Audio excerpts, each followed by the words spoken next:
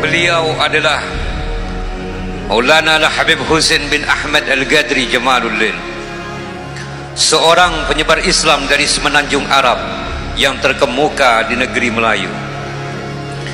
Dilahirkan di Tarim, Hadramaut tahun 1708 Miladiah.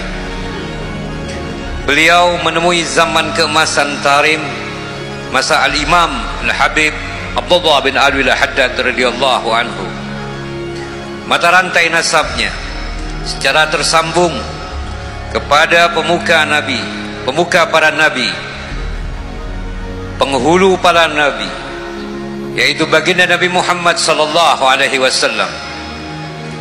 Di usia muda, tepatnya 18 tahun, beliau dalam semangat fisabilillah meninggalkan tanah kelahiran menuju Malabar, pantai barat India, berguru, memperdalam ilmu kepada ulama besar di kota Kulandi yang bernama Sayyid Muhammad bin Hamid. Di tahun 1730 Miladiah, setelah 4 tahun mendalami agama, beliau kembali berlayar menaungi samudra hingga tiba di pantai barat Kalimantan. Pangeran Bendahara Ahmad bin Sultan Syarif Abdurrahman Al-Ghadri dalam risalahnya meriwayatkan bahwa Sayyid Muhammad bin Hamid berkata, Al-Habib Husain Al-Ghadri, jikalau Tuan mau keluar dari negeri Kulandi, maka boleh pergi mencari negeri di sebelah timur. Jikalau Tuan, yaitulah Habib Husain, hendak duduk membuat tempat diam, maka Tuan boleh lihat di mana-mana daun kayu terlebih baik dan bagus hijaunya, maka disitulah Tuan membuat tempat diam di itu. Mempawah adalah negeri di belahan timur yang memiliki gambaran sifat-sifat sebagaimana pesan dari gurunya Sayyid Muhammad bin Hamid. Daerah tempat tinggal beliau segera berubah diliputi keramaian penduduk, karena kehadirannya melahirkan banyak kemaslahatan. Terbentuk bandar baru di Pulau Terusan bernama Galaherang. Daerah tersebut dibangun menjadi pusat ilmu dan penyebaran Islam terpenting di Kalimantan Barat.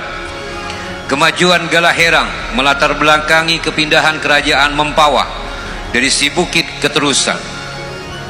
Pada akhirnya Galaherang dikenal bernama Mempawah.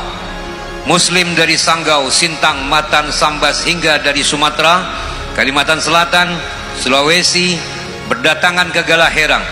Mereka ingin menemui beliau untuk menuntut atau menimba ilmu agama Islam dan meraih keberkahan dari ulama. Kesuksesan beliau dalam membangun dan memimpin Galaherang dan daerah-daerah sekitarnya menempatkan beliau berkedudukan sebagai Tuan Besar Mempawah. Sultan di negeri-negeri Melayu menaruh hormat kepada beliau. Sultan Badarudin Palembang menawarkan kepadanya untuk kedudukan mufti besar di Kesultanan Palembang. Sepeninggalannya mereka masih memberikan hormat kepada Tuan Besar Mempawah. Sultan Riau sengaja datang menziarahi pusaranya.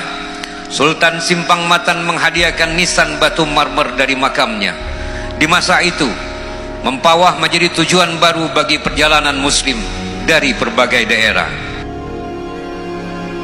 Kehadiran niatan utama hijrahnya adalah dakwah Islam. Di dalam niatan sama, Habib Umar As-Segaf, Habib Abu Bakar Al-Idrus, Habib Muhammad Al-Qudsi berlayar bersama Maulana Al-Habib Husain Al-Ghadri Jamaluddin. Mereka adalah 4 sahabat seperguruan di majelis ilmu Sayyid Muhammad bin Hamid. Mereka di kemudian hari dikenal sebagai penyebar Islam kenamaan di Aceh, Siak, Kalimantan dan Terengganu. Beliau di Matan disambut secara istimewa di istana.